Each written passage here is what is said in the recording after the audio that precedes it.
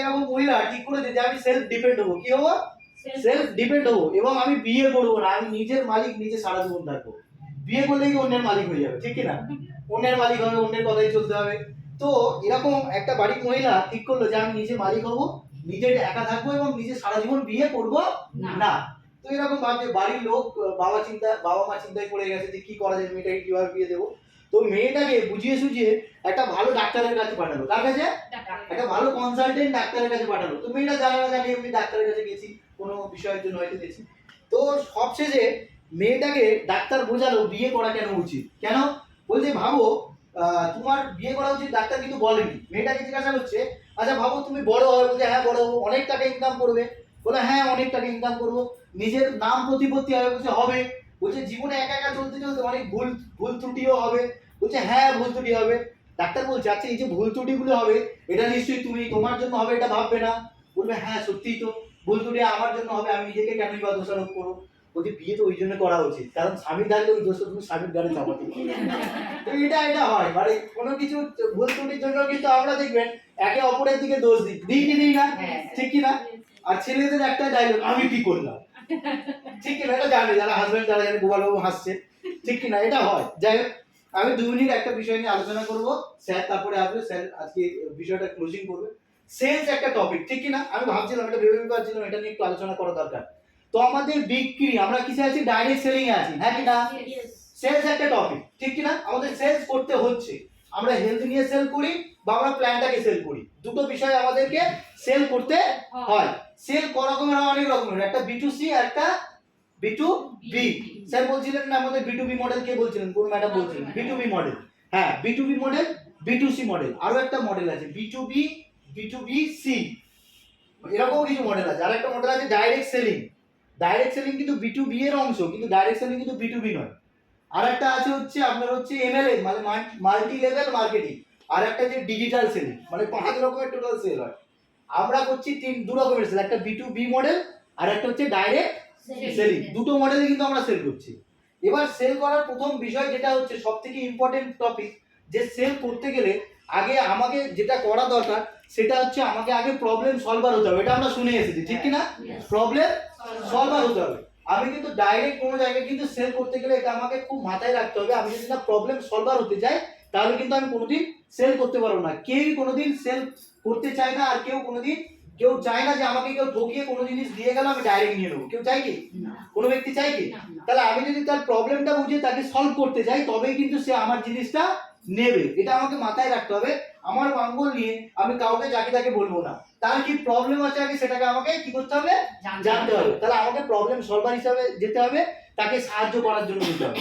তাহলে কি আমরা বেচুবাবু হবো কি, বেচুবাবু হবো না, আমরা কি হবো, প্রবলেম সলভার। ঠিক, নাম্বার 1। নাম্বার 2 যেটা জিনিস নিয়ে আমি বলতে চাইছিলাম, যেটা আমাদের মাথায় রাখা উচিত, জোর করে কাউকে কোনোদিন সেল করা যায় না। জোর করে কাউকে কোনোদিন সেল করা যায় না। আমি ধরুন কেউ নিতে চাইছে না, তাকে কি জোর করে আমি নিতে পারবো না। একটা স্টোরি এরকম আমরা শুনেছিলাম পারিয়াসারের কোনো একটা প্রোগ্রামে, যে একটা স্কুলে একটা স্টুডেন্ট আসতে দেরি করেছে। তো স্টুডেন্ট যখন আসছে, স্যার জিজ্ঞাসা করছে কি রে তোর এত দেরি হলো কেন, সবাই তো তাড়াতাড়ি চলে এসেছে। বলছে স্যার আমি আসলে একটা মানে বয়স্ক লোককে রাস্তা পার করছিলাম। বলছে বয়স্ক লোককে রাস্তা পার করছিলিস, তার জন্য আধ ঘন্টা দেরি হলো। বলছে আসলে ওই বয়স্ক লোকটা রাস্তা পার হতেই চাইছিল না, ওই জন্য আমার আধ ঘন্টা দেরি হয়ে গেল। মানে সে কোথাও শুনে যে বয়স্কদের রাস্তা পার করে দেয় একটা ভালো দায়িত্ব, কিন্তু সে পার হতে চাইছে কিনা তাকে তো দেখতে হবে।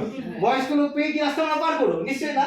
তাহলে আমাদের এটা জানতে হবে আগে কে জিনিসটা সত্যি নিতে চাইছে, মানে প্রবলেম কার আছে, সত্যিকার খিদে আছে। তো আমাদের সঠিক মানুষকেও কিন্তু সিলেকশন করার দরকার আছে, না হলে কিন্তু আমরা কিছু করতে পারবো কি না। তাহলে আমাদের যেতে হবে কি, সঠিক মানুষের কাছে যেতে হবে, যার প্রয়োজন আছে তার কাছে যেতে হবে, প্রবলেম সলভার হিসাবে যেতে হবে, আর কি কনসালটেন্ট অ্যাপ্রোচ নিয়ে যেতে হবে, যে আমরা অ্যাজ এ আয়ুর্বেদিক কনসালটেন্ট, আমরা অ্যাজ এ হার্বাল কন্ট্রাক্ট মানে কি বললাম কনসালটেন্ট, ঠিক কি না, এইভাবে যাওয়া দরকার আছে। নাম্বার 3 যেটা, আচ্ছা বুঝতে পারছেন তো, উপর দিয়ে যাচ্ছে না তো, যে না স্যার কি বকে যাচ্ছে তখন থেকে। নাম্বার 3 যে টপিক নিয়ে কথা বলবো, এটাকে বলা হয় কেডিএম। এটা আমি একটা জায়গা থেকে শিখছিলাম, সেই কারণে বলছি। কেডিএম মানে হচ্ছে no decision maker. No decision maker, identify no decision maker, মানে আমরা প্ল্যান তো দেখাই, কিন্তু প্ল্যান ধরুন একটা এক্সাম্পল দিলে বুঝতে পারবেন, আইসক্রিম কারা খায়, মানে বেশি বাচ্চারা খায় না আইসক্রিম, কিন্তু বাচ্চাদের কাছে কি টাকা আছে? না, তো টাকা কার কাছে আছে? আমাদের কাছে। বাবা মায়ের কাছে আছে। তো বাচ্চাকে দেখাতে হবে ঠিক কথা, কিন্তু ডিসিশন কে নেবে? বাবা মা নেবে। একটা দোকানে, শাড়ি দোকানে ধরুন ননদ গেছে, বৌমা গেছে আর শাশুড়ি গেছে, এই তিনজনে মিলে শাড়িটা কিনছে। যারা বিক্রি করে তারা জানে যে এই তিনজনের মধ্যে থেকে ডিসিশন কে নেয়, তারা পরখ করে বুঝে নেয় তিনজনের মধ্যে থেকে কার কথা বেশি গুরুত্ব দিচ্ছে। তো সেই লোকটা শাড়িগুলো তার কাছেই প্রথমে ফেলে, দিদি আপনি বলুন কোনটা পছন্দ, ঠিক কিনা? কারণ জানি এই ডিসিশন নেবে, সে কিন্তু পরখ করে নিতে পারে। তো আমাদের আগে পরখ করে নিতে হবে কে ডিসিশন নিতে পারে। অর্থাৎ আমরা প্ল্যান অনেক দেখাই, স্কুল স্টুডেন্টদের প্ল্যান দেখায়, ঠিক কিনা? হেলথ নিয়ে অনেককে প্ল্যান দেখায়, ঠিক কিনা? হয়তো যার রোগ তাকে নিয়ে প্ল্যান দেখায়, শুধু তাকে নিয়ে প্ল্যানটা দেখা যাওয়া হবে না। হেলথ তো ওর, ঠিক কথা, কিন্তু খরচটা কে করবে? বাড়ির লোক। তাহলে হেলথের সম্পর্কে যখন প্ল্যান দেখাবো, সেই যে খরচ করবে তাকে নিয়ে বসতে হবে, অর্থাৎ যে ডিসিশন মেকার হবে। কিছু কিছু মানুষ হয় ডিসিশন মেকার হয় না, তারা কি হয় ইনফ্লুয়েন্সার, তারা শোনে। কিছু কিছু মানুষ কনজিউমার হয়, তারা ইউজ করবে। যে ইউজ করে সে কিন্তু ডিসিশন মেকার নাও হতে পারে, ঠিক কিনা?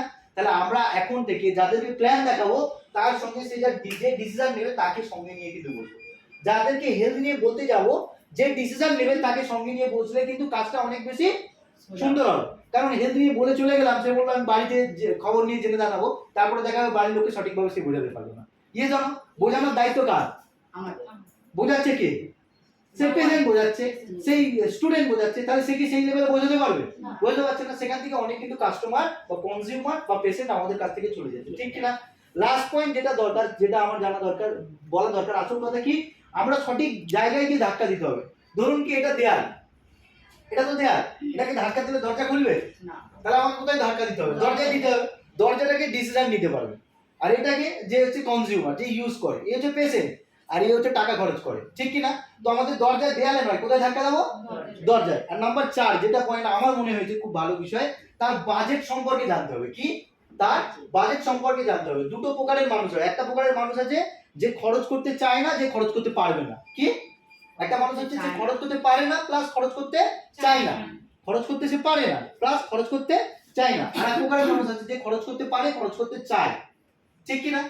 আমাদের সেকেন্ড অপশনকে বেশি খরচ, মানে বেশি যোগাযোগ করতে হবে, যে খরচ করতে চায় প্লাস খরচ করতে পারে।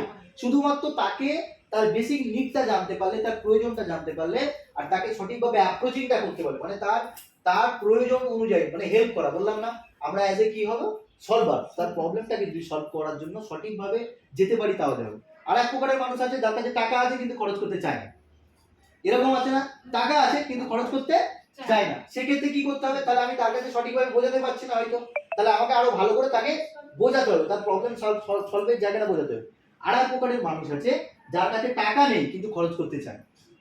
এরকম হয় না? অনেকে বলছে দিদি আমার এটা ভালো লেগেছে, হেলথের জিনিসটা ভালো লেগেছে, কিন্তু দাম বড্ড বেশি, ঠিক কিনা? বা আমাদের প্ল্যানটা ভালো লেগেছে কিন্তু প্ল্যানের প্রোডাক্টের জন্য যে কিনতে হবে টাকা নেই। তো তাকে কি করতে হবে? তাকে সঠিকভাবে অ্যাসিস্ট করতে হবে। অ্যাসিস্ট করে সে কিভাবে টাকা জোগাড় করতে হবে সেই জায়গাটা, রাস্তা তাকে দেখাতে হবে, ঠিক কিনা? আমরা অনেক কিন্তু বলতে ভুল, মানে ভয় পাই। আচ্ছা আমরা কোনো কিছু কেনার জন্য লোন নিই না, নিই কি নিই না? বাস্তবিক বলুন, আমাদের বাড়িতে